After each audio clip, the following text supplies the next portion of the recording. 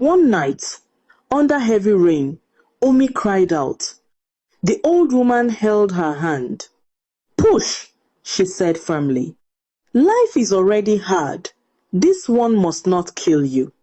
Before dawn, Umi gave birth. A baby girl, small, healthy, crying loudly as if angry at the world. Umi stared at her daughter in disbelief. She looks like you, the old woman smiled. Umi cried again, not from pain, from love mixed with fear. After some weeks, Umi returned to Hawking.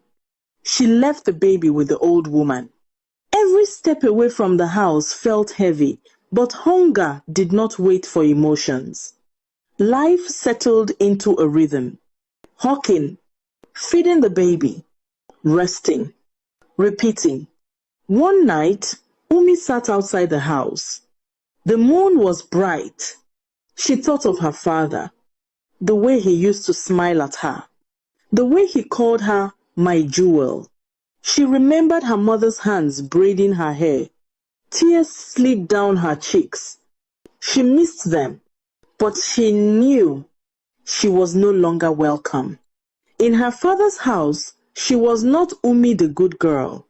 She was Umi the disappointment. She held her daughter closer and whispered, I will not fail you. That night, Umi made a promise.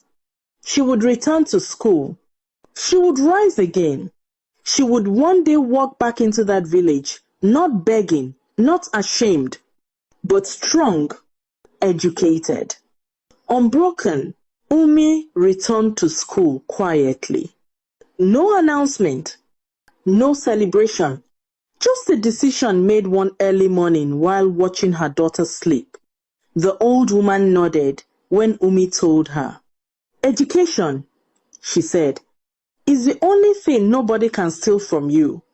Umi enrolled in a nearby secondary school. Every morning, she carried her books. Every afternoon, she carried bananas. School first, Hawking later. Life was not kind. She attended classes with tired eyes and empty stomach. Some students mocked her. Is that not the girl that hawks by the bus stop? Teachers noticed but said nothing. After school, while other students rested, Umi stood under the sun. Banana! Sweet banana! Rain beat her sometimes. Insults followed her often, but she kept pushing. The old woman helped where she could.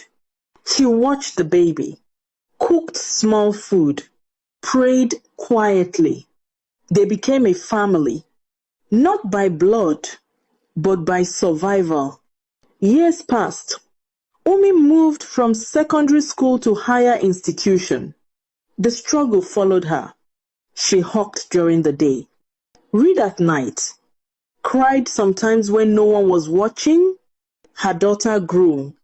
At 10 years old, the girl already understood sacrifice. Mommy, are you tired? She would ask.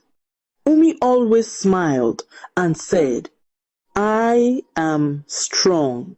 Finally, after years that felt longer than they were, Umi graduated from the university. No loud crowd, no clapping village, just a certificate held with shaking hands. Her daughter hugged her tightly.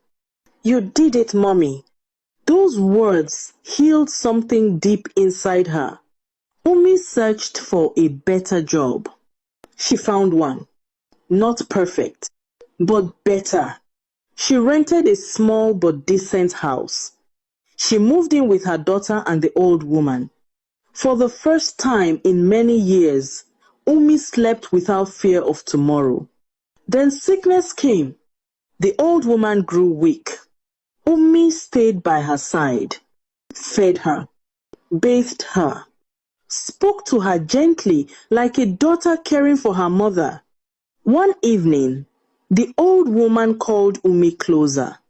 Umi, my daughter, she said weakly, today I bless you. Umi held her hand tightly. I found a granddaughter in you, the old woman continued, and you filled my life with joy. Umi shook her head, tears falling. You will continue this journey alone now, the old woman whispered.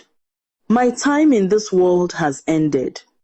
Before Umi could speak, the old woman closed her eyes and did not open them again. Umi screamed, the kind of cry that comes from the soul. She held the body and cried like a child. She had lost another mother, another home, another safe place. Days later, Umi buried her. She stood strong for her daughter, but at night she cried silently. Life moved on. Just Umi and her child now.